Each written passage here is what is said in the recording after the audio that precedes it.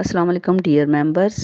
हम अल्हम्दुलिल्लाह नज़ूल के हिसाब से अपना कुरान पाक ख़त्म कर चुके हैं और टोटल 114 सूरतें थीं जो कि हम सुन चुके हैं, जैसे कि कुरान पाक नाजिल हुआ था उस तरतीब के साथ। और अभी जो कुरान पाक हमारे घरों में मौजूद है, दुनिया के किसी भी गोशे में आप चले जाएं तो ये कुरान पाक सेम वही अल्फाज और वही आयात और वही हरूफ और इवन ज़ेर और ज़बर तक का भी, हत्ता कि कोई हमें उसमें कमी बेशी नहीं नज़र आएगी, कोई तब्दीली नहीं नज़र आएगी। पूरी दुनिया में कुरान पाक का एक ही आपको मतन और एक ही मीनिंग और एक ही अल्फाज आपको नज़र आएंगे। इसकी वजह यह है कि कुरान पाक की हिफाजत का ज़िम्मा ख़ुद अल्लाह ताला ने लिया हुआ है और इस वजह से इसमें कोई क़यामत तक कोई ज़ेर ज़बर की कोई तब्दीली नहीं आएगी। और अब देख लें कि 1400 साल से ज़्यादा अरसा का गुजर चुका है, 1500 साल होने वाले हैं कुरान का नाजिल हुआ हुआ है, लेकिन अभी तक कुरान पाक महफूज है माशाअल्लाह अल्हम्दुलिल्लाह। और आज हम जो कुरान पाक हमारे घरों में मौजूद है, लोहे महफूज की ये तरतीब है जो कि अल्लाह ताला के यहाँ यही तरतीब मौजूद थी।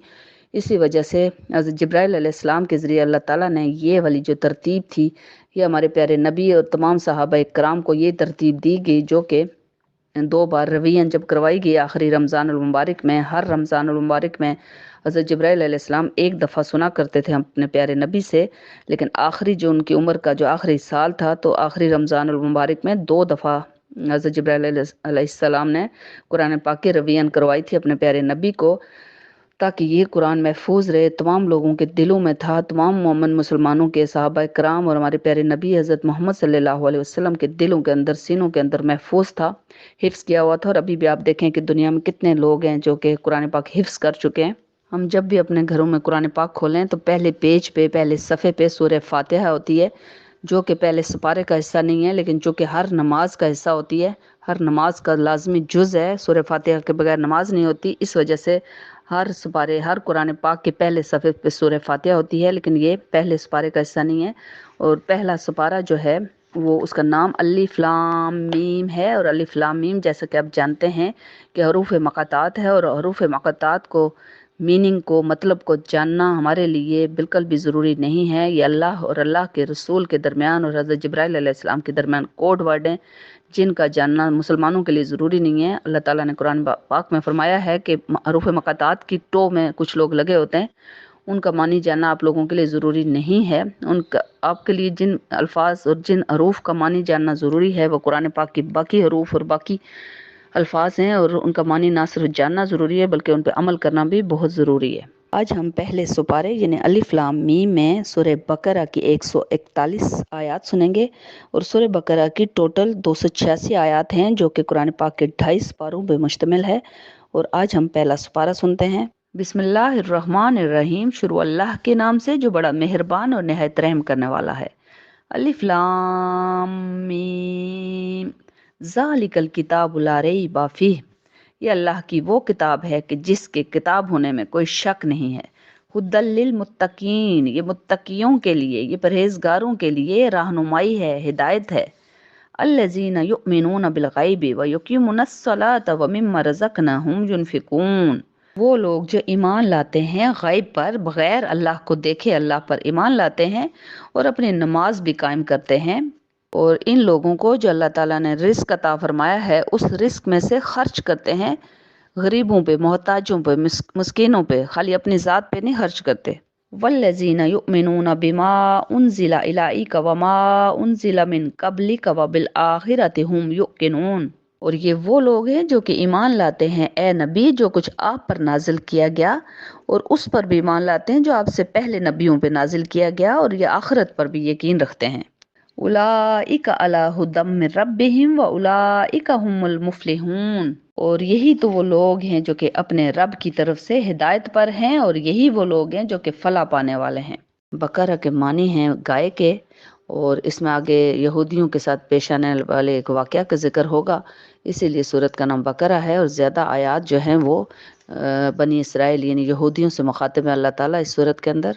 पहली 24 जो आयात हैं वो कफ़ार मक्का के लिए नाजिल की गई हैं, और उनको आखिरी हद तक अल्लाह ताला ने, चूँकि अब मक्का मुकरमा के अंदर ये आखिरी सूरत है, और इसके बाद कफ़ार मक्का को फिर कोई डर, कोई ان کو قیامت کے اور کوئی ان کو توحید کی دعوت نہیں دی جائے گی، اور آخری حد تک اللہ تعالیٰ نے جتنا خبردار کرنا تھا اپنے پیارے حبیب کے ذریعے اور اپنے پیارے قرآن پاک کے ذریعے وہ اللہ تعالیٰ نے کر دیا۔ اور اس کی 24 جو آیات ہیں پہلی، وہ بھی کفار مکہ کے لیے ہی ہیں کہ ایمان لے آئیں اگر جو لا سکتے ہیں، اگر جو ایمان نہیں لائیں گے، جو لے آئیں گے ان کے سارے گناہ معاف کر دیے جائیں گے، جو ایمان نہیں لائیں گے اور کفر پر قائم رہیں گے تو ان کے لیے مزید کوئی صورت نازل نہیں کی جائے گی اور ان پر غزوات میں عذاب کی قسطیں نازل کی جائیں گی۔ پیچھے نازل ہونے والی سورہ عنکبوت میں ہم سن چکے ہیں کہ اللہ تعالیٰ نے مکڑی کی مثال دی تھی۔ عنکبوت کا معنی مکڑی کے ہیں، اور مکڑی کے جالے کے یعنی کہ کمزوری کا اللہ تعالیٰ نے مثال دی تھی۔ جس طرح کفار مکہ وہ کر رہے ہیں، اعمال ان کے اس طرح ہیں جس طرح جالا ہوتا ہے مکڑی کا، اور وہ ایک دم ہاتھ لگاؤ تو وہ ختم ہو جاتا ہے۔ تو اللہ تعالیٰ نے اب کفار مکہ نے اس آیت کا مذاق اڑایا تھا کہ یہ اللہ تعالیٰ نعوذ باللہ، اے محمد آپ کے اللہ کیسے ہیں جو کہ مکڑی جیسے عگیر چیز کی مثال دے رہے ہیں۔ تو اللہ تعالیٰ فرما رہے ہیں، اس میں اللہ تعالیٰ نے آیت نازل فرمائی ہے اس سورہ بقرہ میں کہ اللہ تعالیٰ جو ہے ہرگز نہیں شرماتے، مکڑی کی، مچھر کی، ایک ان سے بھی زیادہ حقیر کسی بھی چیز کی مثال دے سکتے ہیں۔ سورہ میں حضرت آدم اور حضرت حوا علیہ السلام کے واقعہ کا بھی کچھ حصہ ہے، چونکہ ہم واقعات کو اکٹھے کر کے سن چکے ہیں۔ اور پھر اگلی آیات میں اللہ تعالیٰ صرف بنی اسرائیل سے مخاطب ہے، یعنی آل یعقوب سے، یعنی یہودیوں سے مخاطب ہے، اور اس بقرہ سورہ بقرہ کا زیادہ تر حصہ یہودیوں سے مخاطب ہے۔ اور اس پہلے پارے میں تقریباً 66 جو آیات ہیں وہ یہودیوں کے لیے ہیں، اور اللہ تعالیٰ یہودیوں سے مخاطب ہو کے فرما رہے ہیں کہ وہ احسانات یاد کرو اے یہودیوں، اے بنی اسرائیل، اے یعقوب کی اولاد، جو میں نے تم لوگوں پر کیے تھے۔ اور ہم سارے سنتے چلے آ رہے ہیں، جو پچھلی آیات صورتیں بھی نازل ہوئی ہیں، کہ اللہ تعالیٰ نے کتنے زیادہ احسانات کیے تھے ان پہ جو کہ وہ فراموش کر چکے تھے۔ تو اللہ تعالیٰ حضرت فرما رہے ہیں کہ حضرت محمد صلی اللہ علیہ وسلم پر جو نازل کیا جا رہا ہے جو کتاب، یہ تم لوگوں کی کتاب کی بھی، اس کتاب کو بھی ماننے والے ہیں، اور اس کتاب کی بھی اس میں سارا ذکر ہے۔ تو ایمان کیوں نہیں لا رہے ہو تم لوگ؟ اور پھر وہ جو کوہ طور پہ جو کتاب کو نہیں مان رہے تھے یہودی، تو اللہ تعالیٰ اس صورت کے اندر فرما رہے ہیں کہ جب وہ کتاب توریت نازل کی تھی حضرت موسیٰ علیہ السلام پہ، تو تم لوگ نہیں مان رہے تھے، اور تم پہ پہاڑ جو کوہ طور کا پہاڑ اوپر لا دیا گیا تھا کہ مانو گے، زبردستی یعنی منوائی گئی تھی پورا کوہ طور کا پہاڑ حضرت جبرائیل علیہ السلام اور پہاڑوں کے فرشتے نے کہ ان کے نیچے تم لوگوں کو دبا کے مار دیں، تب مانو گے۔ تو تب انہوں نے توریت کو مانا تھا۔ اس کے بعد اللہ تعالیٰ ان یہودیوں کے اس گروہ کا بھی ذکر فرما رہے ہیں جن کو کہ بندر بنا دیا گیا تھا، اور جو کہ ہفتے والے دن مچھلی کا شکار منع تھا اور وہ کرتے تھے، تو ان کو فرمایا تھا کہ جاؤ ذلیل و خوار بندر بن جاؤ۔ اب سورہ کا نام چونکہ بقرہ ہے، تو اس میں ایک واقعہ یہودیوں کا ہے کہ ان کے ہاں ایک کسی بندے کا قتل ہو گیا تھا، اور دو گروہ آپس میں بری طرح لڑ پڑے تھے کہ تمہارے گروہ کے بندے نے قتل کیا، دوسرا کہتا ہے اس نے قتل کیا ہے۔ تو اللہ تعالیٰ نے حضرت موسیٰ علیہ السلام سے، چونکہ وہ ہم کلام ہوتے تھے روزانہ، تو اللہ تعالیٰ سے حضرت موسیٰ علیہ السلام سے فرمایا تھا کہ جا کے ایک بقرہ، چونکہ سورت کا نام بقرہ ہے، ایک بیل یا گائے بھی مطلب ہے، مطلب ایک ہی چیز ہے، تو آپ اس کو ذبح کریں۔ اور پھر انہوں نے کتنے حیل و حجت کیے ایک گائے کو ذبح کرنے میں کہ وہ کس طرح کی ہونی چاہیے، بار بار حضرت موسیٰ علیہ السلام کو اللہ تعالیٰ کے پاس بھیج رہے تھے، یعنی کہ اتنے وہ یہودی جو ہیں اتنے خراب تھے کہ بار بار اللہ تعالیٰ کے پاس سوال پوچھتے تھے، وہ بیل کس طرح کا ہو، چھوٹا ہو، بڑا ہو، کس رنگ کا ہو، کیا ہو۔ تو بالآخر جب مانے اس بیل کو ذبح کیا یا گائے کو، جس چیز کو ذبح کیا، اور اس کا اللہ تعالیٰ نے فرمایا کہ اس کا گوشت کا ایک ٹکڑا جو ہے وہ مردہ کو لگاؤ، یعنی جو بندہ شہید کیا گیا تھا اس کو لگاؤ گے تو وہ مردہ خود اٹھ کے بول پڑا تھا کہ مجھے فلاں نے قتل کیے،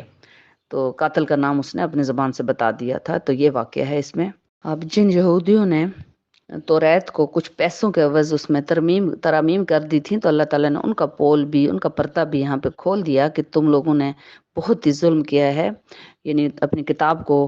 اس میں ترمیم کی صرف پیسے لے کر۔ اور اس بارے میں اس صورت کے اندر ہاروت اور ماروت کا دو فرشتوں کا بھی ذکر ہے کہ جو ان کے بارے میں آیات نازل ہوئی ہیں کہ حضرت سلیمان علیہ السلام کے دور میں ہاروت اور ماروت دو فرشتے تھے، جیسے حضرت اسرائیل علیہ السلام جان نکالنے کے اوپر ہیں، اور جس طرح دو ہمارے رائٹ لیفٹ فرشتے ہیں،